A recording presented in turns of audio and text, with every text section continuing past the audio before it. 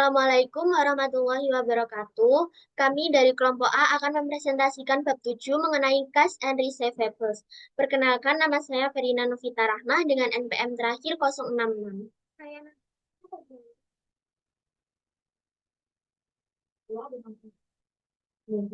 Saya Putri Maulidia Hidayat dengan NPM akhir 079. Saya Mesya Fadila Mintaraka dengan NPM terakhir 064. Saya Eka Tamahati Asyari dengan NPM terakhir 288. Yang pertama adalah kas. Kas adalah aset yang paling liquid, merupakan media pertukaran standar dan dasar untuk mengukur dan menghitung semua item lainnya. Perusahaan pada umumnya mengklasifikasikan kas sebagai aset lancar. Kas terdiri dari koin, mata uang, dan dana yang tersedia di deposito bank. Instrumen yang dapat dinegosiasikan seperti wesel, cek bersertifikat, cek kasir, cek pribadi, dan wesel bank juga dipandang sebagai kas. Lalu selanjutnya pelaporan uang tunai. Meskipun pelaporan kas relatif mudah, sejumlah masalah perlu mendapat perhatian khusus. Masalah-masalah ini terkait dengan pelaporan yang pertama setara kas, uang tunai terbatas, dan saldo bank berlebih. Yang pertama adalah setara kas. Klasifikasi umum saat ini adalah kas dan setara kas. Setara kas adalah investasi jangka pendek yang sangat liquid yang mudah dikonversi menjadi kas dalam jumlah tertentu dan tunduk pada risiko perubahan yang signifikan.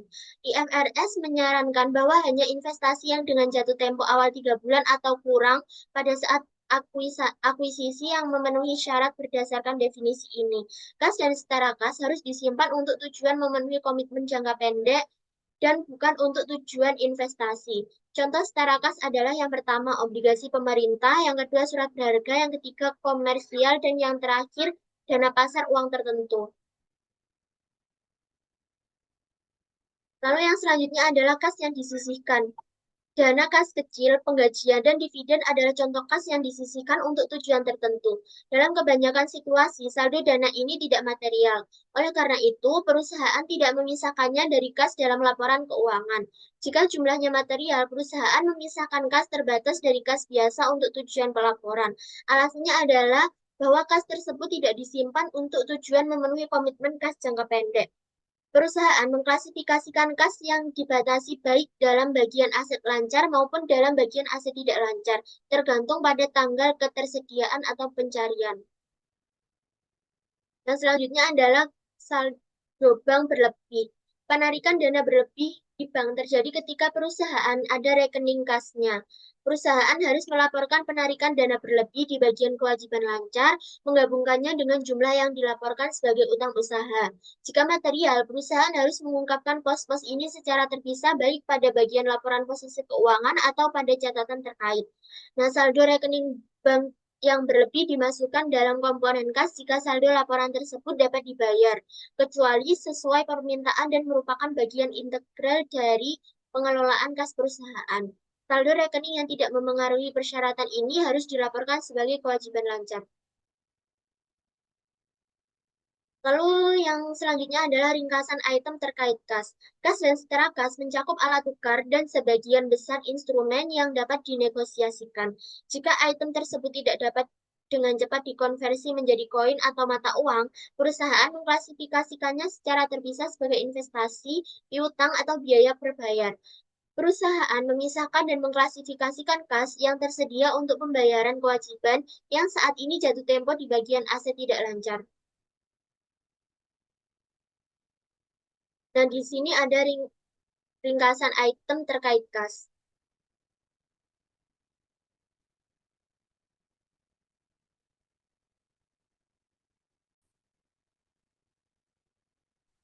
Lalu yang selanjutnya adalah masalah yang berkembang. Perusahaan melaporkan kas dan setara kas pada laporan posisi keuangan mereka. Untuk saldo yang tidak dilaporkan dalam bentuk kas, tetapi harus tersedia dalam waktu yang relatif singkat untuk membayar persediaan, karyawan, atau biaya lainnya. Perusahaan memiliki beberapa tempat parkir seperti yang ditunjukkan pada gambar di samping. Utang perusahaan adalah tempat parkir pilihan, dilihat oleh US Treasury dan utang agensi. Bendahara perusahaan yang disurvei mengatakan bahwa obligasi perusahaan bermutu tinggi lebih disukai karena cukup aman sambil memberikan premi hasil yang lebih besar dibandingkan sekuritas sekuritas treasury. Namun jika ekonomi mengalami penurunan mirip dengan investasi dalam nota lelang investasi, ini memungkinkan bukan setara kas yang sebenarnya.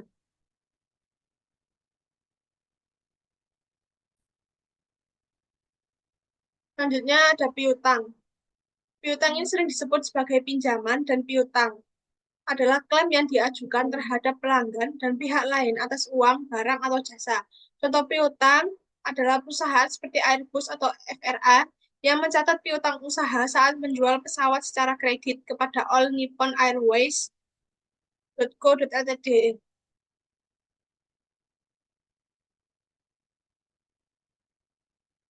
Untuk tujuan laporan keuangan, piutang diklasifikasikan menjadi dua, yaitu piutang lancar dan piutang tidak lancar. Yang pertama ada piutang lancar atau jangka pendek, diharapkan dapat ditagih dalam waktu 1 tahun atau selama siklus operasi mana yang lebih lama. Yang kedua ada piutang tidak lancar atau jangka panjang, yakni semua piutang lainnya yang tidak memenuhi kriteria piutang lancar. Dalam laporan posisi keuangan, piutang diklasifikasikan menjadi dua, yaitu yang pertama ada piutang dagang, yang kedua ada piutang non-dagang. Piutang dagang sendiri adalah uang yang terutang dari pelanggan untuk barang atau jasa yang dijual.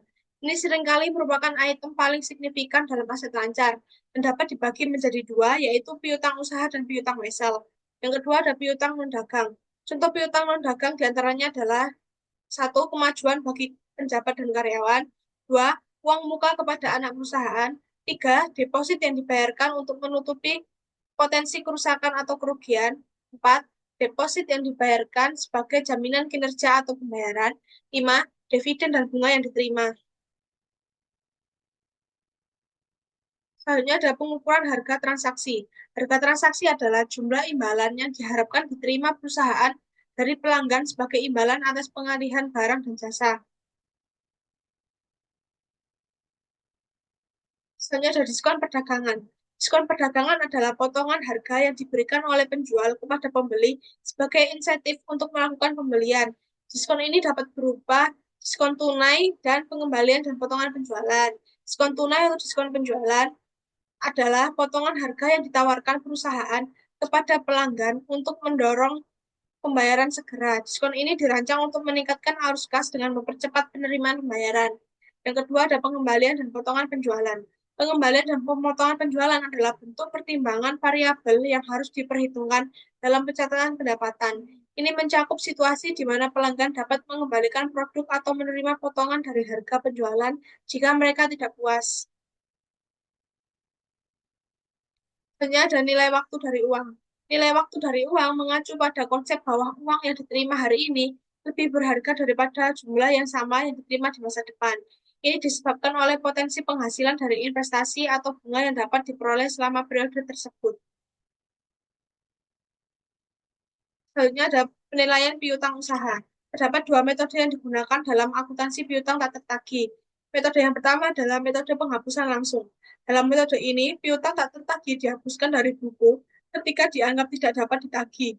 Entry jurnal yang dibuat adalah debit pada akun beban piutang tak tertagih dan kredit pada akun piutang usaha. Yang kedua, metode penyisihan. Perusahaan membuat estimasi piutang tak tertagih di awal periode berdasarkan presentasi dari total piutang atau berdasarkan pengalaman masa lalu. Entry jurnal yang dibuat adalah debit pada akun beban piutang tak tertagih dan kredit pada akun penyisihan piutang tak tertagih. Selanjutnya yaitu mencatat estimasi piutang tak tertagih. Untuk mengilustrasikan metode penyisihan, mengasumsikan bahwa pada tahun 2022, tahun pertama operasinya, Brown Furniture memiliki penjualan kredit sebesar 1.800. Dari jumlah ini, 150.000 masih belum terkumpul pada tanggal 31 Desember. Manajer kredit memperkirakan bahwa 10.000 dari penjualan ini akan tidak dapat ditagih. Entry penyesuaian untuk mencatat estimasi piutang tak tertagih dengan asumsi saldo nol di akun penyisihan adalah sebagai berikut dijelaskan pada gambar tersebut. Nah, Brown melaporkan beban utang tak tertagih dalam laporan laba rugi sebagai beban operasional. Dengan demikian, Brown mencatat peningkatan estimasi piutang tak tertagih sebagai beban utang tak tertagih pada periode penurunan kredit. Nah, selanjutnya ada mencatat estimasi piutang tak tertagih ini seperti yang ditunjukkan pada ilustrasi 7.5. Perusahaan mengurangi akun penyisihan dari piutang di bagian aset lancar dalam laporan posisi keuangan. Next. Selanjutnya yaitu mencatat penghapusan akun yang tidak dapat ditagih. Nah, bila perusahaan telah kehabisan cara untuk menagih akun yang telah jatuh tempo dan penagihan tampaknya mustahil, perusahaan itu harus menghapus akun tersebut. Dalam industri kartu kredit, misalnya, merupakan praktik standar untuk menghapus akun yang telah jatuh tempo selama 202 hari. Nah, untuk mengilustrasikan penghapusan piutang, mengasumsikan bahwa Wakil Presiden Keuangan Brown Furniture mengesahkan pendapatan penghapusan saldo 1.000 yang tertuang oleh Randall pada tanggal 1 Maret 2023. Entry untuk mencatat penghapusan tersebut adalah sebagai berikut. Nah, selanjutnya pada pemulihan akun yang tidak dapat ditagih, kadangkala perusahaan menagih piutang dari pelanggan setelah perusahaan tersebut menghapus akun karena tidak dapat ditagih. Perusahaan membuat dua entry untuk mencatat pemulihan piutang tak tertagih. Yang pertama, perusahaan membalikan entry yang dibuat dalam penghapusan akun. Hal ini memulihkan akun pelanggan. Yang kedua, perusahaan mencatat penagihan dengan cara yang biasa. Sebagai ilustrasi, mengasumsikan bahwa pada tanggal 1 Juli 2023, Randall P. Persing membayar jumlah 1.000 yang telah dihapuskan oleh Brown Furniture pada tanggal 1 Maret. Berikut ini adalah entry-entry-nya. Selanjutnya ada memperkirakan tunjangan. Untuk menyederhanakan penjelasan sebelumnya, kami itu berasumsi bahwa kami mengetahui jumlah piutang yang tidak dapat ditertagih. Dalam kehidupan nyata, perusahaan itu harus memperkirakan jumlah tersebut saat mereka menggunakan metode penyisihan. Seperti yang ditunjukkan, piutang yang tidak dapat ditagih diperkirakan berdasarkan informasi tentang peristiwa masa lalu atau pengalaman kerugian disesuaikan dengan kondisi saat ini.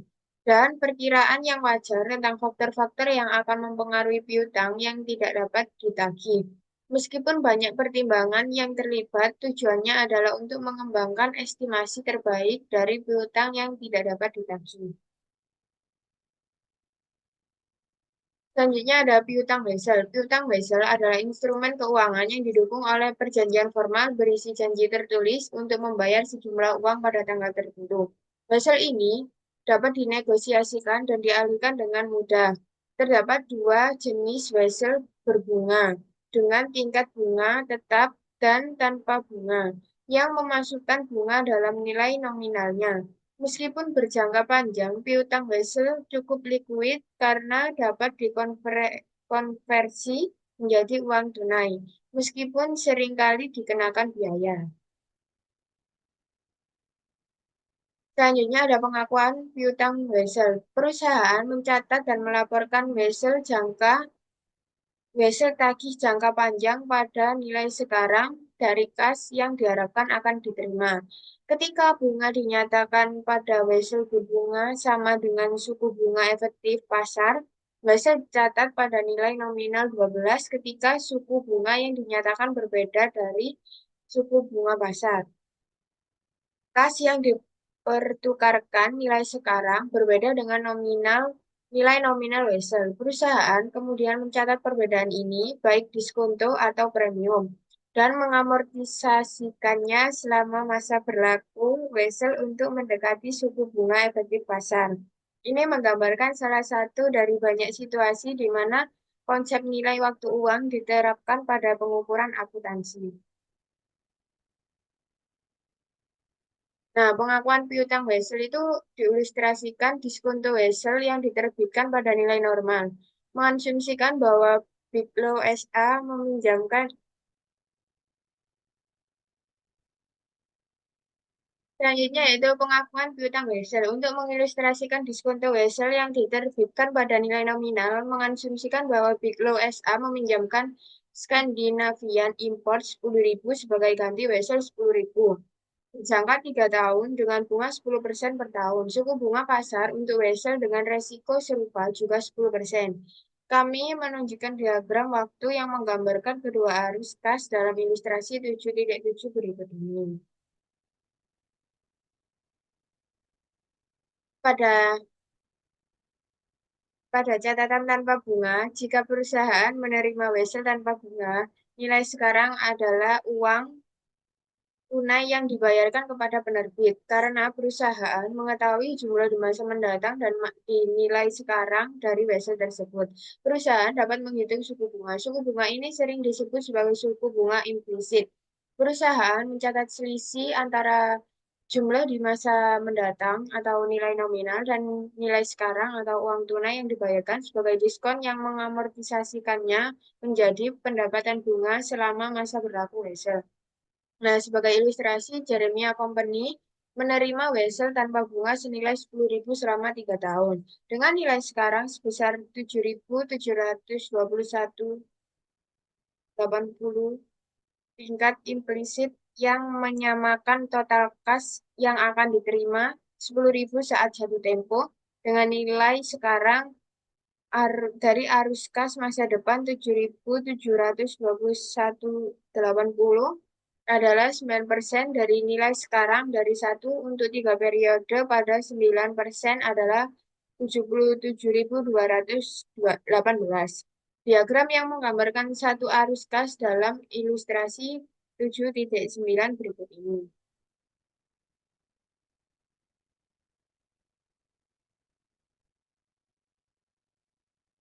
Selanjutnya yaitu notes receivable tanpa bunga. Berikut adalah ilustrasi dari Schedule of Not Discount Amortization Effective Interest Method. 0%, not discount at 9%. Meskipun bunganya 0%, itu bukan berarti tidak ada bunga, karena notes yang diterbitkan sebesar $7.721,80 akan menjadi $10.000. Artinya, tiap tahun ia bertambah karena faktor dari bunga itu.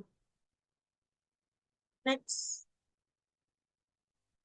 Jadi pada saat jurnal diterbitkan, jurnalnya yaitu notes receivable sebesar 7.721,80 dan cashnya pada kredit 7.721,80. Kemudian pencatatan pada tahun pertama yaitu notes receivable-nya sebesar 694,96 dan interest revenue-nya 694,96 pada kredit. Yaitu setiap tahun nominal interest revenue akan selalu berbeda karena nominal yang dikalikan sudah ditambah dengan bunga pada tahun sebelumnya. Setelah diterima bunga yang pertama, maka nilai notes receivable menjadi 8.416,76. Begitupun tahun-tahun berikutnya. Selanjutnya yaitu wesel yang berbunga.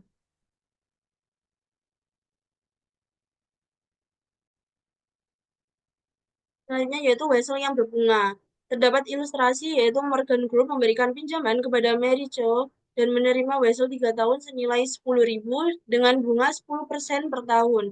Suku bunga pasar untuk wesel dengan risiko serupa adalah 12%. Next. Jadi, pada ilustrasi tersebut, kupon lebih kecil dibandingkan dengan market. Jadi, obligasinya ini akan dijual di bawah nilai nominal, yaitu di bawah 10.000. Pada gambar berikut, present value-nya belum diketahui dengan nilai nominal sebesar 10.000, suku bunganya 1.000, periode 3 tahun, dan suku bunga pasarnya yaitu 12% tiap tahunnya. Maka jurnal pada saat diterbitkan yaitu notes receivable sebesar 9.250 pada kas sebesar 9.250. Berikut adalah cara perhitungannya.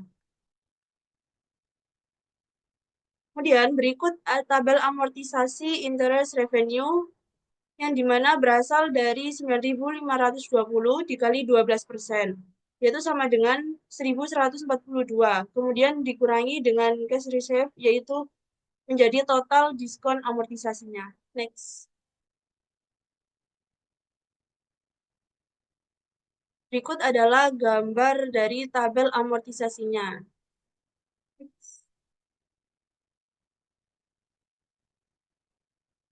Selanjutnya yaitu wesel diterima untuk properti, barang, dan layanan.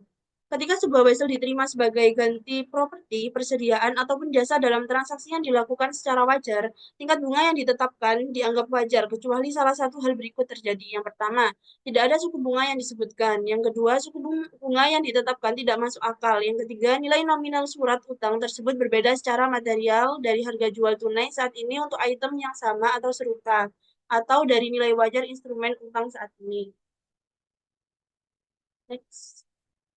Berikut adalah ilustrasi cerita yang dimana Joko menjual tanah sudut kepada Wulan sebagai lokasi restoran. Sebagai gantinya, Joko menerima wesel 5 tahun dengan nilai jatuh tempo sebesar $35.247 dan tidak ada tingkat bunga yang ditetapkan. Tanah tersebut awalnya berharga $14.000 bagi Joko. Pada tanggal penjualan, tanah tersebut memiliki nilai wajar sebesar $20.000.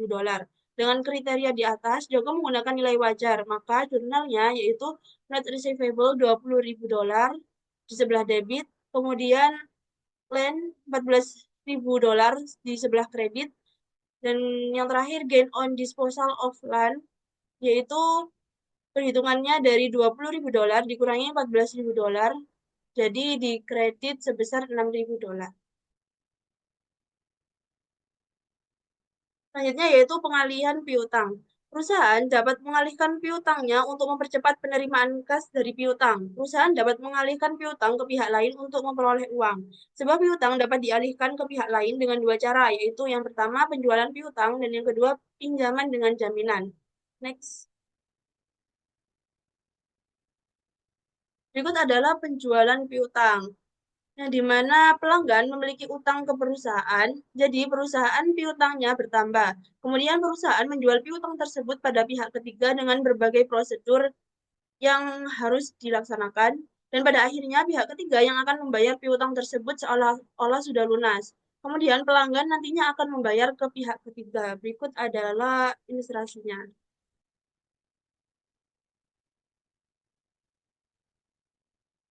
Kemudian ada dijual tanpa jaminan, yaitu Trace Textiles menjual piutang usaha sebesar $500.000 kepada Commercial Factor tanpa jaminan berdasarkan ketentuan. Trace Textile mentransfer catatan piutang ke Commercial Factor yang akan menerima penagihan. Commercial Factor menilai bunga sebesar 3% dari jumlah piutang dan menahan jumlah yang sama dengan 5% dari piutang. Untuk penyesuaian yang mungkin terjadi, Trace Textile dan Commercial Factor membuat entry jurnal untuk piutang yang ditransfer tanpa jaminan.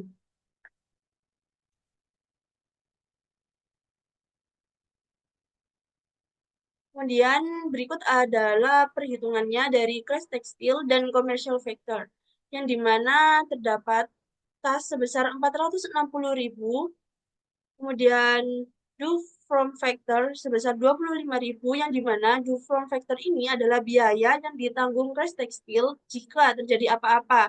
Jika tidak terjadi apa-apa, maka akan menjadi milik Commercial Factor. Kemudian ada loss on sales of receivable sebesar 515.000, dan yang terakhir ada account not receivable sebesar 500.000 di sebelah kredit. Yang commercial factor, account receivable-nya di sebelah debit sebesar 500.000, kemudian due to commerce, due to customer sebesar 25.000 di sebelah kredit, dan interest revenue sebesar 15.000 di sebelah kredit. Kemudian yang terakhir cash sebelah kredit sebesar 460.000.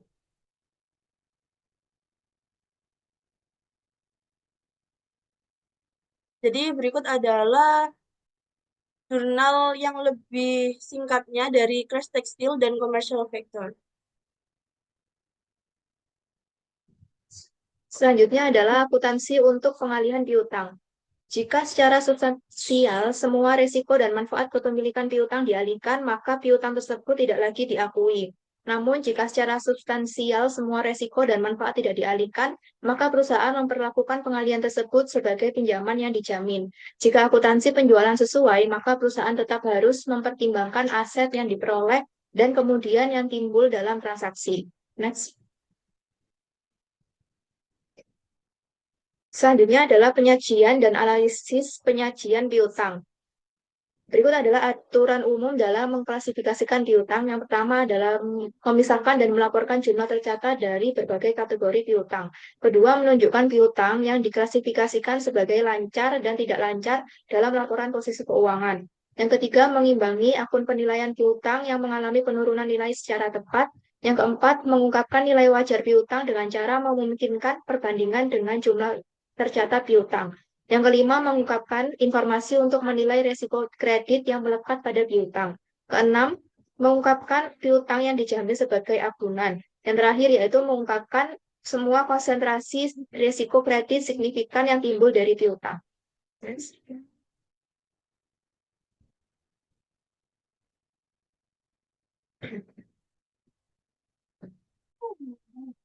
Selanjutnya adalah analisis piutang. Perputaran piutang adalah biasanya dilakukan seorang analisis sering menghitung resiko keuangan untuk mengevaluasi likuiditas piutang perusahaan. Untuk menilai likuiditas piutang, mereka menggunakan perputaran piutang. Rasio ini mengukur berapa kali rata-rata perusahaan menagih piutang selama periode tersebut. Rasio dihitung dengan membagi penjualan bersih dengan rata-rata piutang yang beredar selama tahun tersebut. Next. Nah, berikut adalah contoh gambar dari pengungkapan piutang. Selanjutnya, analisis piutang tentang perputaran piutang. Nah, dalam kasus pada slide sebelumnya dibagi menjadi 3.065 hari sehingga menjadi 25,5 hari.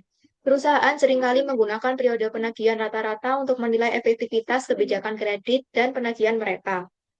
Aturan umumnya adalah bahwa periode penagihan rata-rata tidak boleh jauh melebihi periode jangka waktu kredit. Artinya, jika pelanggan diberi periode pembayaran 60 hari, maka periode penagihan rata-rata tidak boleh terlalu lebih dari 60 hari. Berikut adalah perhitungan perputaran piutang. Net sales dibagi dengan average trends receivable sama dengan account receivable turnover. Selanjutnya adalah mengendalikan kas. Kas merupakan aset yang paling rentan terhadap pengalihan dan penggunaan yang tidak tepat. Manajemen menghadapi dua masalah dalam akuntansi untuk transaksi kas. Yang pertama, menetapkan kontrol tepat untuk mencegah transaksi yang tidak sah oleh pejabat atau karyawan. Yang kedua, menyediakan informasi yang perlu untuk mengelola kas dan transaksi kas dengan benar. Nah, untuk menghadapi masalah tersebut terdapat beberapa cara yang dapat dilakukan. Mengendalikan kas dapat menggunakan rekening bank.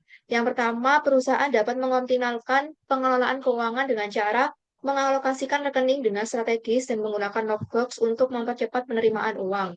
Dan memperhatikan jenis rekening seperti giro umum untuk transaksi harian dan impres untuk tujuan khusus dengan dana terbatas.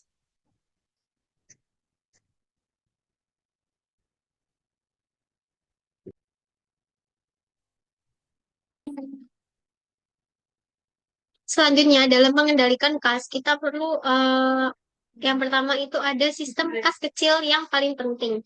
Jadi hampir setiap perusahaan ini perlu membayar sejumlah kecil untuk pengeluaran lain-lain seperti ongkos taksi, perlengkapan kantor, dan makan siang karyawan. Pencairan dengan cek untuk barang-barang tersebut ini seringkali tidak praktis, tetapi beberapa kontrol atas mereka ini adalah penting. Metode sederhana untuk mendapatkan kontrol yang wajar sambil memenuhi aturan pencairan dengan cek adalah sistem impres untuk pencairan uang tunai kecil. Jadi yang pertama itu perusahaan menunjuk kustodian kas kecil dan memberi kustodian ini sejumlah kecil mata uang untuk melakukan pembayaran. Yang kedua, kustodian kas kecil ini memperoleh tanda terima yang ditandatangani dari setiap individu yang kepadanya dia membayar tunai, kemudian melampirkan bukti pencairan ke tanda terima kas kecil. Yang ketiga, ketika pasokan uang tunai ini mulai menipis, kustodian ini mengajukan kepada pengendali atau kasir hutang usaha permintaan penggantian yang didukung oleh tanda terima kas kecil dan bukti pencairan lainnya. Yang terakhir itu jika perusahaan memutuskan bahwa jumlah kas dalam dana kas kecil ini berlebihan, maka perusahaan ini akan menurunkan saldo dana. Nah, jurnal dalam pengisian kas kecil ini yaitu kas kecil di debit dan kas di kredit. Kemudian jurnal saat dana kas kecil ini kelebihan itu kas di debit dan kas kecil di kredit. Selanjutnya yaitu perlindungan fisik terhadap saldo kas. Yang pertama itu sebuah perusahaan harus melakukan segala upaya untuk meminimalkan uang di kantor. Kemudian seharusnya juga hanya ada dana tunai kecil, kemudian penerimaan hari ini, dan mungkin sedikit dana untuk membuat perubahan. Nah, sejauh mungkin perusahaan ini harus menyimpan dana ini di berangkas atau laci kas yang terkunci. Kemudian perusahaan harus mengirimkan tanda terima setiap hari ke bank sesegera mungkin. Nah, perusahaan juga harus menyatakan secara akurat jumlah kas yang tersedia baik dalam laporan manajemen internal maupun dalam laporan keuangan eksternal, itu pun juga sangat penting. Kemudian setiap perusahaan ini memiliki catatan uang tunai yang diterima dan dicairkan dan juga sisanya. Namun karena banyaknya transaksi tunai, kesalahan atau kelalaian ini dapat terjadi dalam menyimpan catatan ini. Oleh karena itu, perusahaan itu harus secara berkala membuktikan saldo yang tertera dalam buku besar. Nah, hal ini dapat menghitung uang tunai yang sebenarnya ada di kantor. Nah, dan yang ada di kantor, kemudian ada uang kecil dan dana perubahan dan tanda terima yang belum disetorkan untuk perbandingan dengan catatan perusahaan. Untuk uang tunai, perusahaan ini menyiapkan rekonsiliasi bank ke rekonsiliasi catatan perusahaan dan catatan bank atas kas perusahaan. Selanjutnya, rekonsiliasi saldo bank. Jadi, ini merupakan jadwal yang menjelaskan perbedaan antara catatan uang tunai bank dan perusahaan. Jika selisih ini hanya dihasilkan dari transaksi yang belum dicatat oleh bank, maka catatan atas perusahaan ini dianggap benar. Namun, jika beberapa bagian dari perbedaan ini muncul dari item lain, baik bank atau perusahaan, harus menyesuaikan catatannya. Sebuah perusahaan juga dapat menyiapkan dua bentuk rekonsiliasi bank. Yang pertama, satu formulir merekonsiliasi dari saldo laporan bank ke saldo buku bank atau sebaliknya. Nah, pada akhir setiap bulan kalender, bank ini menyediakan setiap nasabah dengan rekening koran bank atau salinan rekening bank dengan nasabah bersamaan dengan cek nasabah yang dibayarkan bank selama bulan tersebut. Jika bank ataupun nasabah ini tidak membuat kesalahan, dan jika semua setoran yang dilakukan dan semua cek yang ditarik oleh nasabah ini sampai ke bank pada bulan yang sama, dan jika tidak ada transaksi yang tidak biasa terjadi yang memengaruhi catatan kas perusahaan atau bank, saldo kas yang dilaporkan oleh bank kepada nasabah sama dengan yang ditujukan dalam catatan nasabah sendiri. Tapi kondisi ini juga jarang terjadi karena satu atau lebih item rekonsiliasi. Nah, itu ada 5 macam rekonsiliasi item. Yang pertama yaitu deposit dalam perjalanan. Ini merupakan setoran akhir bulan kas yang tercatat pada pembukuan deposan dalam satu bulan diterima dan dicatat oleh bank pada bulan berikutnya. Yang kedua yaitu cek yang belum dibayar, yaitu merupakan cek yang ditulis oleh deposan, dicatat saat ditulis tetapi mungkin tidak dicatat bank sampai bulan berikutnya. Kemudian yang ketiga, biaya bank. Biaya ini biaya yang dicatat oleh bank terhadap saldo deposan untuk barang-barang seperti layanan bank, cek cetak, cek dana tidak mencukupi, dan penyewaan berangkas. Deposan juga mungkin tidak mengetahui biaya ini sampai menerima laporan dari bank. Yang keempat, ada kredit bank. Ini merupakan penagihan atau simpanan oleh bank untuk kepentingan deposan yang mungkin tidak diketahui oleh deposan sampai diterimanya laporan bank. Contohnya itu adalah pengumpulan catatan untuk deposan dan bunga yang diperoleh dari rekening giro berbunga. Yang terakhir itu ada kesalahan bank atau deposan. Jadi, kesalahan ini baik dari pihak bank maupun pihak deposan ini menyebabkan saldo bank tidak sesuai dengan saldo buku deposan. Nah, oleh karena itu, perusahaan ini harus sebuah perusahaan mengharapkan perbedaan antara catatan kas dan catatan bank. Oleh karena itu, harus mendamaikan keduanya untuk menentukan sifat perbedaan antara kedua jumlah tersebut. Sekian presentasi dari kelompok kami. Mohon maaf apabila ada salah kata. Wassalamualaikum warahmatullahi wabarakatuh.